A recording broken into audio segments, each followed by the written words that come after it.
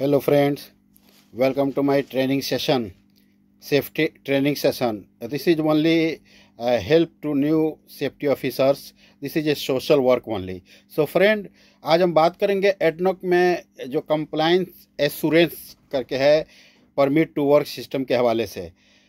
मेरे एक दोस्त ने इंटरव्यू दिया एडनॉक ऑफशोर के लिए, तो उन्होंने ये क्वेश्चन पूछा था कि एडनॉक में जो 10 एश्योरेंस प्रोग्राम आया हुआ है उस 10 एश्योरेंस प्रोग्राम का नाम क्या है, माने उसमें कौन कौन सी चीज़ें आती हैं।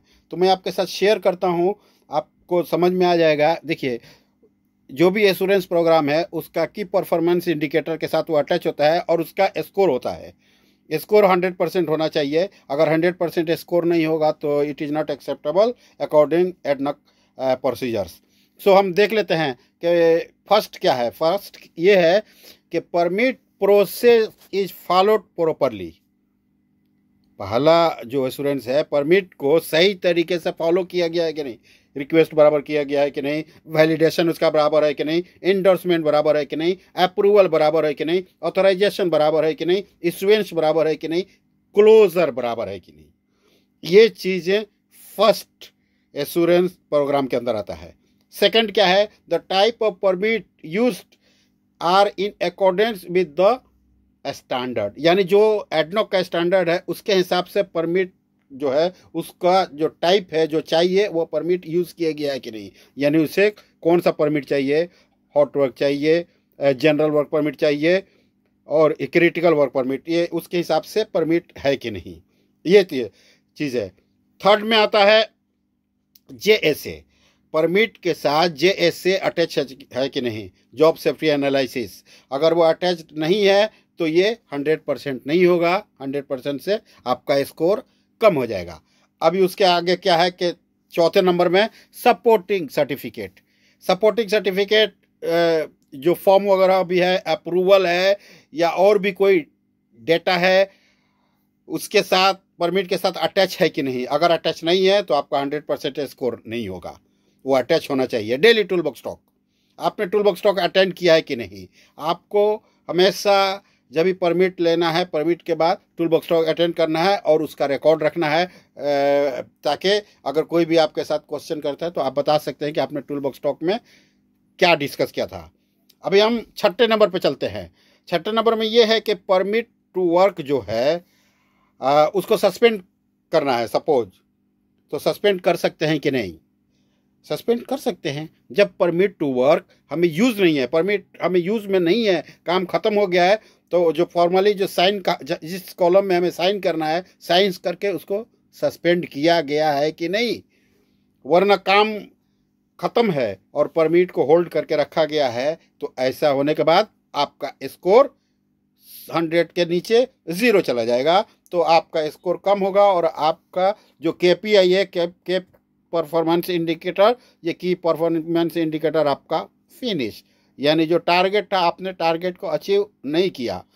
अभी 7वां नंबर है permit to work meeting. Daily आपको परमिट टू वर्क का मीटिंग करना है जो IWAP है उसके साथ, यानी as a part of IWAP में इंटीग्रेटेड वर्क एक्टिविटी प्लानिंग। जो प्लानिंग होता है, आपने प्लानिंग के लिए वर्क परमिट का मीटिंग किया है कि नहीं एक दिन पहले, अगर किया है तो उसका एविडेंस क्या है, प्रूफ क्या है, आपने साइन करके पेपर रखा है कि नहीं, ये चीज़ें होनी चाहिए, तभी आपका 100% स्कोर होगा कि परफॉर्मेंस इंडिकेटर के हिसाब से।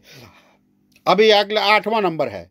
8 नंबर में an up to date and approve list, यानी आपके पास जो भी डॉक्यूमेंट्स है वो अप टू डेट है कि नहीं। आज तक जब भी मैं आज काम कर रहा हूँ तो आज तक सारी डॉक्यूमेंट्स हमारी अप टू डेट है कि नहीं, अप्रूव्ड है कि नहीं। अप्रूव्ड लिस्ट जैसे कि जॉब परफॉर्मर का अप्रूवल, सेफ्टी ऑफिसर का अप्रूवल, जैसे कि स्कैफोल्डर है तो स्कैफोल्डर का अप्रूवल, स्कैफोल्डिंग इंस्पेक्टर का अप्रूवल, जो भी लोग काम कर रहे हैं as per ADNOC requirement approval जो है वो आपके पास है कि नहीं।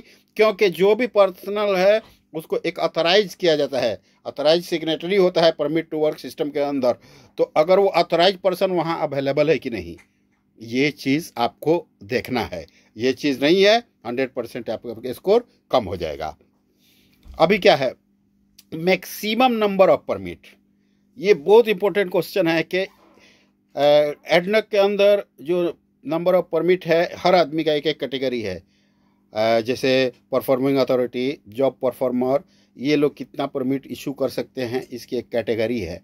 उसके हिसाब से परमिट इशू हुआ है कि नहीं, तो वो नंबर ऑफ जो परमिट इशूवर है उसका अलग है, एरिया अथॉरिटी उसका अलग है, जॉब परफॉर्मर, सबका अलग अलग रोल है।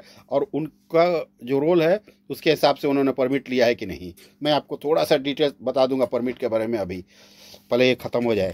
फिर 10वां नंबर है, जब भी शिफ्ट चेंज होता है तो शिफ्ट चेंज होने के बाद फॉर्मल हैंड ओवर करना है। हैंड ओवर का मतलब कि अथॉरिटी जो है उसके साथ परमिट इशूअर है, जॉब परफॉर्मर है, यानी एरिया अथॉरिटी है, परमिट इशूअर, जॉब परफॉर्मर। जब भी शिफ्ट चेंज होता है, शिफ्ट चेंज होता है तो फॉर्मल तरीक़ा से जो एडनॉक का स्टैंडर्ड है उसके स्टैंडर्ड के हिसाब से आपको हैंड ओवर करना है। हैंड ओवर में आपको देखना है कि जो भी आउट गोइंग पर्सनल वो रिकॉर्डेड है कि नहीं, इनकमिंग आउट गोइंग ये सारी चीज़ें रिकॉर्डेड है कि नहीं।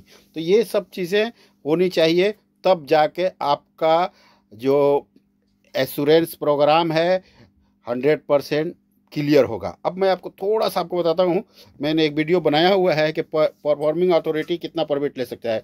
Performing authority hot work permit 3 ले सकता है, क्रिटिकल वर्क परमिट 5 ले सकता है, जनरल वर्क परमिट 15 ले सकता है। जॉब परफॉर्मर का थोड़ा सा डिटेल्स ज़्यादा है। हॉट वर्क एक ले सकता है एक टाइम में, और जनरल वर्क परमिट 6 ले सकता है एक टाइम में। तो और क्रिटिकल वर्क परमिट वो एक लेगा, लेकिन उसके साथ कोई दूसरा नहीं ले सकता है जब तक वो मौजूद है।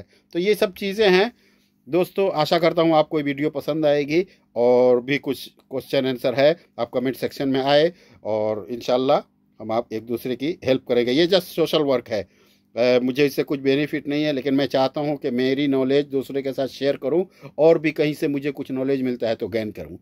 कोई भी आदमी 100% नहीं। अगर कोई आप इंटरव्यू देने जाता है, आपको वहाँ से नाकामी होती है तो नाउम्मीद मत होइए, अगला इंटरव्यू आप क्लियर करेंगे। क्योंकि जब भी आदमी फेल होता है तो वो पास क्या वही एक साइन है कि ये बंदा अभी हुआ, तो उससे आपको एहसास हो गया कि आपके अंदर क्या कमी है, उस कमी को दूर करना है। और मुझसे जो हेल्प चाहिए क्वेश्चन आंसर के हवाले से आप कमेंट सेक्शन में लिखें। Thank you very much friend.